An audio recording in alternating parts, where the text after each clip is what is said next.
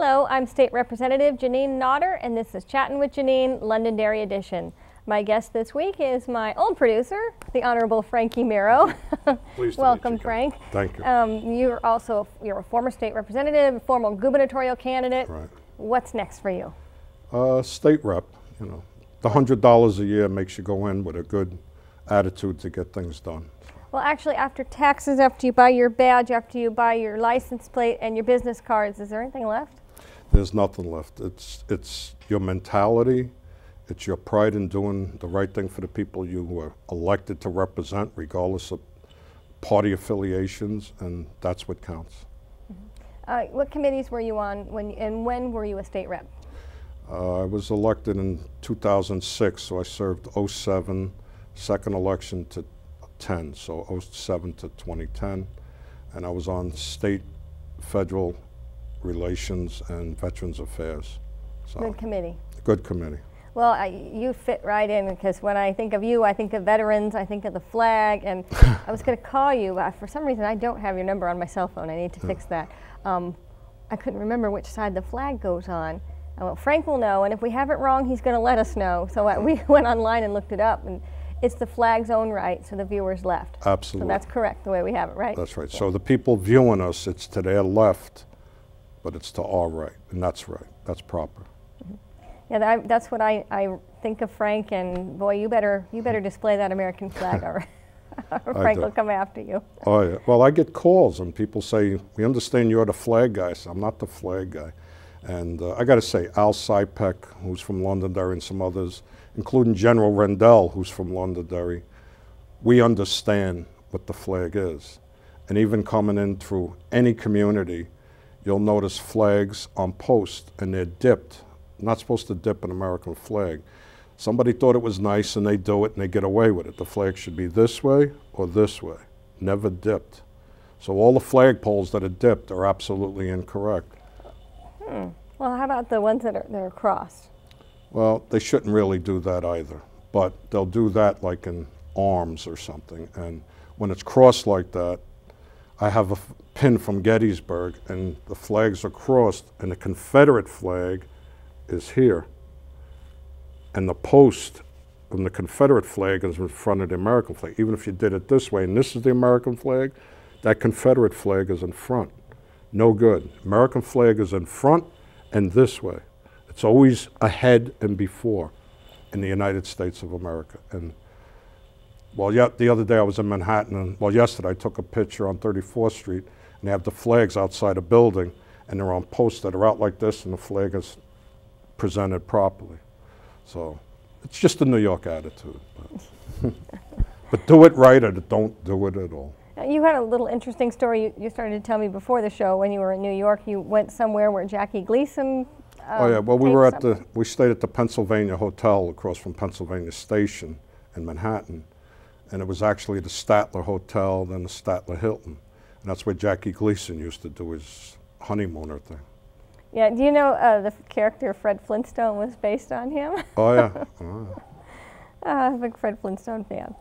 So if you decided not to jump into the gubernatorial race this year. Correct. Well, when I first did it, a lot of people don't understand. I don't do things about me. And we had some issues up at the State House when I was in. And I understood a couple of people were going to run, and I said to them, like, you need to bring up the issues now, not in November, not in July, now. These are the issues so the general public understands what's going on. And a couple of people, you're going to run, I don't know, this, that, and the other thing. So I went and I put my name in to get the issues out. And because I'm on a disability retirement, I only make $100 a year as a state rep, no publicity, no nothing. And to me, it's a little bit disgraceful. And I have to agree with Harry Truman. And I can't state it exactly word for word, but what he suggested was it was better to do a primary the old-fashioned way of smoke-filled rooms, and of course we don't smoke in the rooms no more, rather than do it outside in the general public, because then it becomes celebrity, could be money, could be all kinds of issues and power, and that may not be the best way to put a candidate in public office. And Harry, I agree with you. You know, David McCullough has a book about Harry Truman. It's almost 1,000 pages, very thick book, and I read it. And I really learned to appreciate Truman. You know, he was just one of those presidents from a long time ago. I didn't know much about him. And it was very interesting. When FDR died, he died like within a few hours, Truman was president. And he didn't know anything about the A-bomb. I know. He was kept in the dark about a lot of things. He was a good man. He was good. And I didn't know that they rebuilt the White House. They left the walls up and took the insides out and redid it because the floors were falling. And he drove home in his Ford all the way to Missouri. Yes, yeah, yeah. And they lived in the house across the street. Mm-hmm. Blair House? I think it is Blair. Yeah, well, the White House was being redone. And there's an interesting picture in the book. You can find it online too. Just do an online search of when they rebuilt the White House. And I'm like, what is that? Is that a ghost? It kind of looks like a ghost. So, and they don't know. They don't know where that person came from. Right. And one thing I'll say, when you talk about Veterans Affairs, I think any candidate running for president or U.S. Congress needs to address an issue of Bowie Bergdahl. Now, people saying, who is that? Do you know how to spell his name? I know it's B-E-R-G-H-A-L. Okay. Yes. He's what we used to call a prisoner of war. Now he's a missing, captured person. And that's technical because of how we would treat people that were captured during this war on terror. He was a private, now he's a sergeant. He tried to escape twice and was recaptured. And I think 90% of the people that know of Bergdahl know that he's probably in Pakistan. And I don't care who you are running for president or president, get him home. And there's veterans like me, we'll board the aircraft, we'll go. I'm not going to parachute, but we'll go and we'll get him home, and whatever it takes. And I think that's a #1 priority. And it shows when people say, we do this for our veterans, a lot of it is just fabricated. Sounds good 100%, but they only do it like a 2%. So. Right. Well, that's how I met you, was through the issue of the POWs and MIAs, right. Prisoners of War Missing in Action. And I've been a POW activist since the late 80s, and you probably longer. And it's common. It should be common knowledge. If not, then do your research, because the information's out there. We have men that were left behind in Vietnam, and they were never brought home. Well, they were left behind in World War II, but the Russians kept them, and I won't go into that. We can always do a story. And then also Korea. Korea, Vietnam, and they all went to Russia. Yeah. And some could be in Laos or Cambodia, North Korea. We don't know exactly. I first learned about this issue in the late 80s, and I was just horrified that we left live men behind. And President Reagan went to bring them home from Vietnam, and they were going to come through Canada, but somebody in the staff stopped it. And there's a story, I don't know if it's how true it is, but that some POWs have come home and live on military bases where they get full medical treatment in closed off rooms or sections. So I don't know how true it is or isn't. I forgot the name of that program. I read about that too. I think it's in the book Kiss the Boys Goodbye by Monica Jensen Stevenson. It could be. It could. Yeah.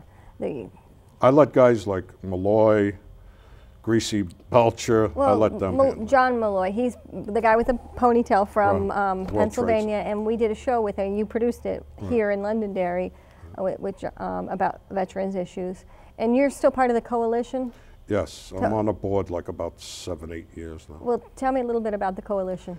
The coalition was actually the National Vietnam Veterans Coalition, and then there's the National Vietnam Veterans Foundation.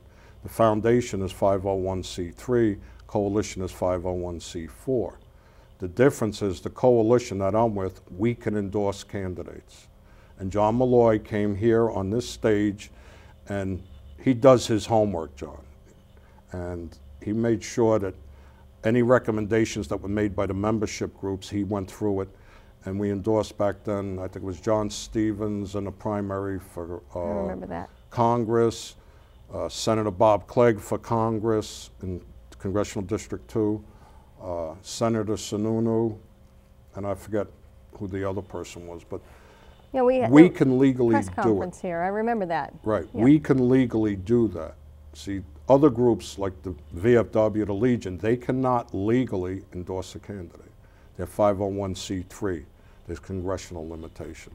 Would they recommend or endorse at the state level, like a state rep?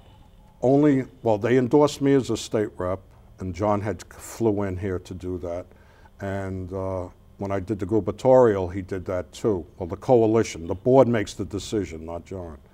So I'm honored that the respect I have for the things I've done, and I've never served in combat. So I'm not as highly honored as these gentlemen and ladies were. And for them to come in, they'll do it. If you're a member of the board or the board looks at it, they'll put you on the state level. But they usually stay with President, U.S. Senate, U.S. House.